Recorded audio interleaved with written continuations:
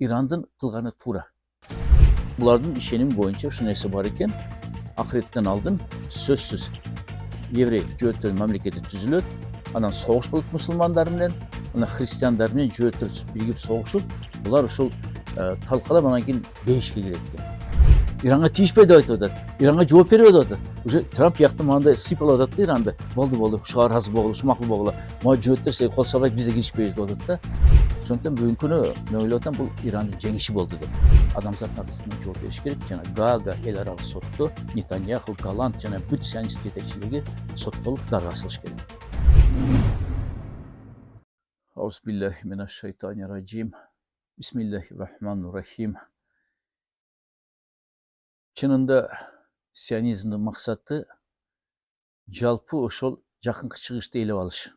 Мына бүгүнкү ушу багыт алып көрсөк, Ирандын кылганы туура. Бул туруштук берип атат. Эгер туруштук бербегенде, анда Иранды да Сирияга окшоп талкалап жок кылып, бузукултап келетилер кайра жөөттөр. Эми Айталы Хаминеи тургандан бери, Ağaçın Aytalı Hamini бар uçundan başlap Amerika eş nesi kıla alбай жатат. Oşonduktan bular Irak'ta Saddam Hüseyin'i jok kılıştı. Yegipet'tegi Mussolini jok kılıştı. Sisini alıp gelişip emi karap görgüle. Kant joklat İran'dın biligine. Bilinesi Cöğüttör şu şılt otap, yerlerde kural iştelip çıkıp atat. Zavodları var, obyektleri var, şol jok kılabız dep Bibi dep koydum Netanyahu'nu. Kalp aytkanına 30 yıl oldu. Kança birlikte bolsa şıltı omnen İran'a daima kol salat. İran cevap versele, bir yakta Amerika Koşma Ştatları çıkat. Tiyişpe İsrail'e dep. Bizge tiyişkende bolasın dep. Koşunca Batı Avrupa turat. Azı Kudaya şükür. Batı Avrupa'da hazır sol bolatat da burada gipnoz bolup çürçile. Cöğütlerin olsa tuğra dep. Anken bulardan kelişimi var. Avrupa birimdikinden İsrail'den. İşte kaysı şart bolmasın, kaysı okuya bolmasın, Avrupa koldop berет İsrail'de. Buna bugün eme iyul ayında biz karayız. Mümkün biz oşol kelişimde özgörtөбүз deşip atat. Ali da hazır emes. İyulda karayız atat. No, Batış Avrupa özgörüldü hazır. Allah düşündü. Adam muhtarı buzup atat. Palestina'da da gerek bolsa bile Palestina emes.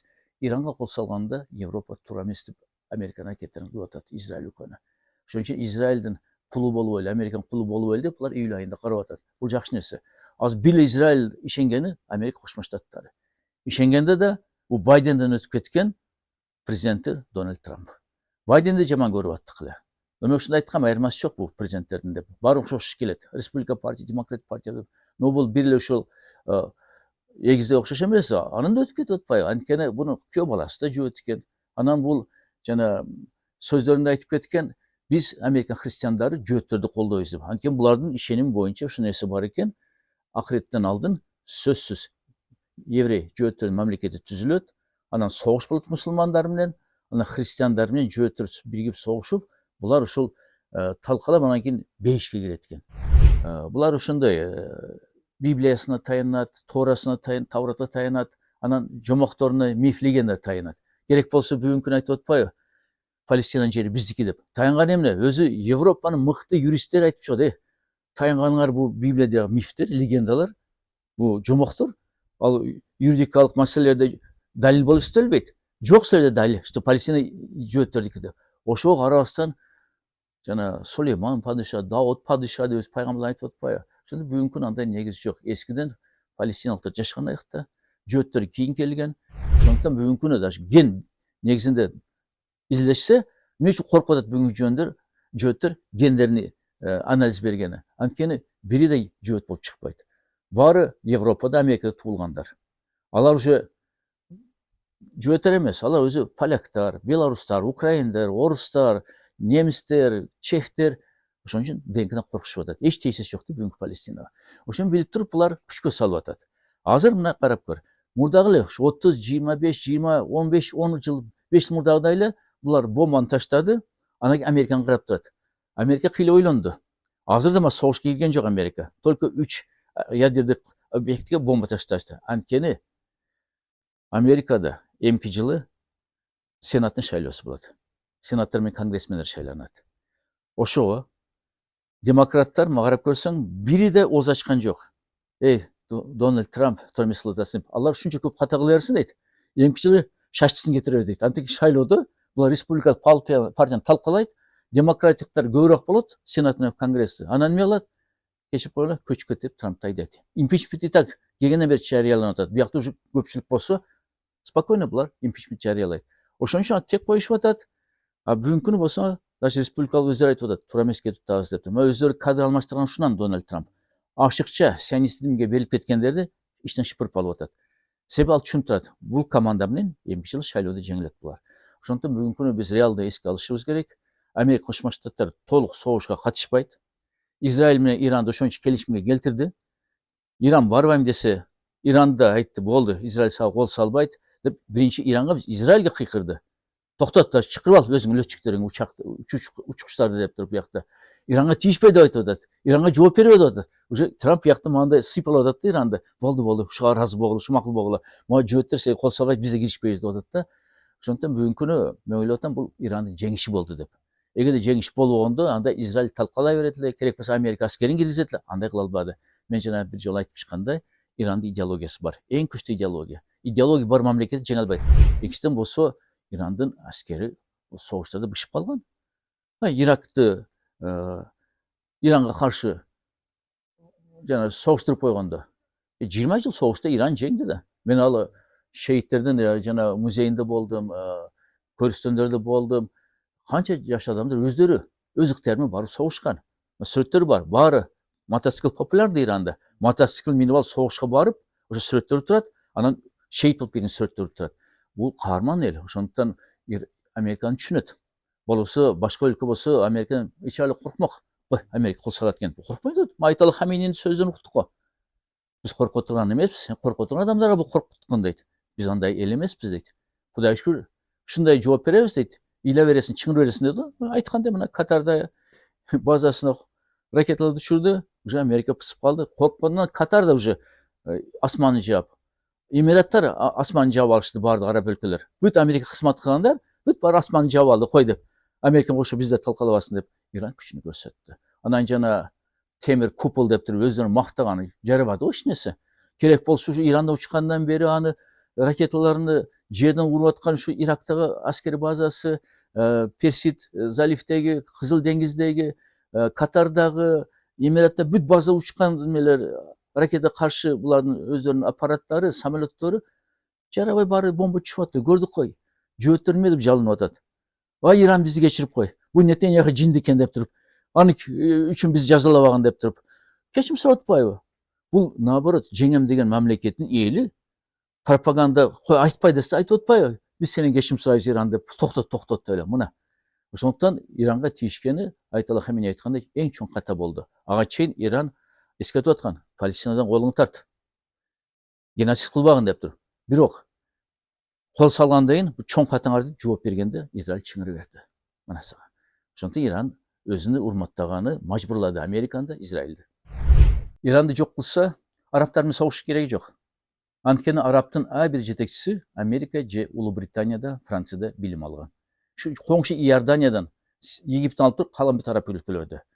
İran'ın yetekçileri ayakı barıp okup agent bolgan yok. Kim barıp şurada okusa barın agent kılı oladı. Özün bilesin çet ülkelük agent boyunca mizamda aftırımın. Toşunday. Agentleri dayda koygan. Bunlar her bir özün ülkesinde 5. kolonuna. Oşunca onları bastırış için askerin gereği yok.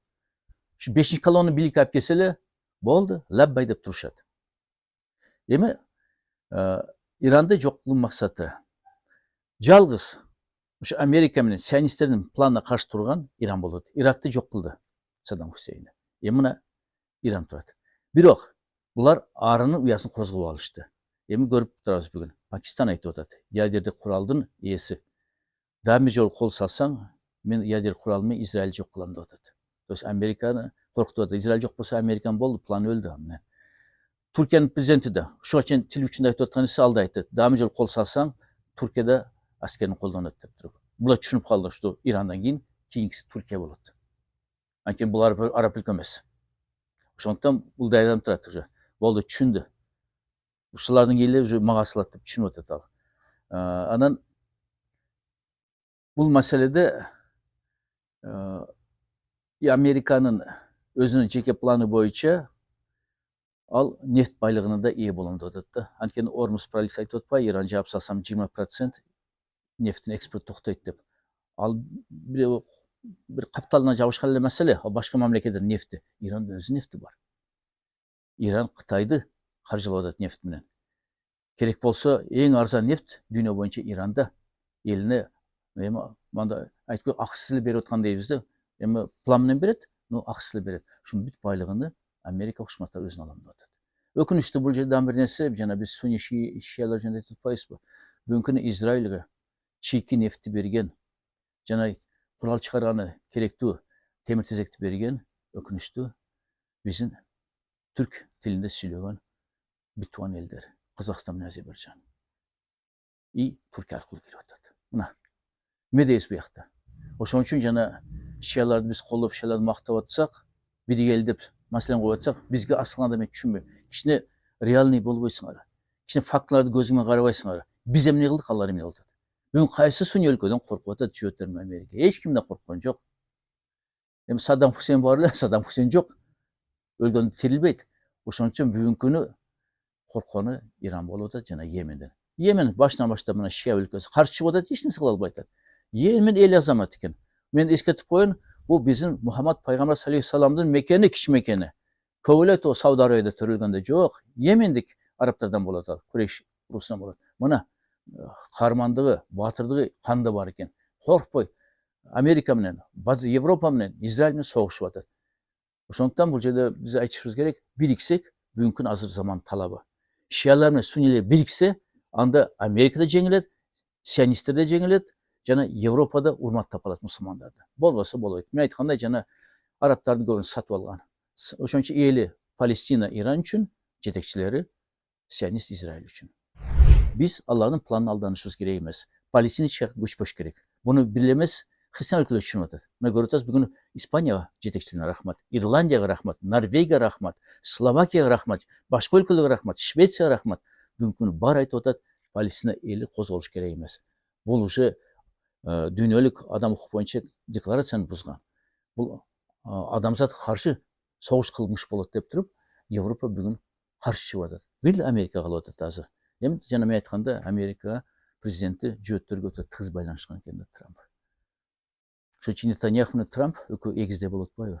Бирок, жаддан бир жолу эскертип кетейин. Америка толук кандуу согуш кыла албайт.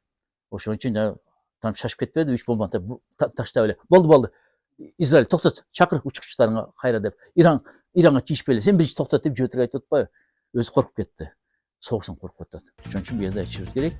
Дагы бир жолу Иран жеңди, но Ирандын аскер башчысы айткандай, генералдар айткандай, Нетаньяхунун сазайын беребиз, жооп кайтарабыз деп. Анткени ушунча Ирандын жетекчилери шейит болуп кетти. Ал үчүн жооп бериш керек Нетаньяху. Бул Ирандын астында эмес, адамзат артында жооп бериш керек. Жана Гаага эл аралык сотто Нетаньяху, Голланд жана бүт сионист жетекчилиги соттолуп дарга асылыш керек.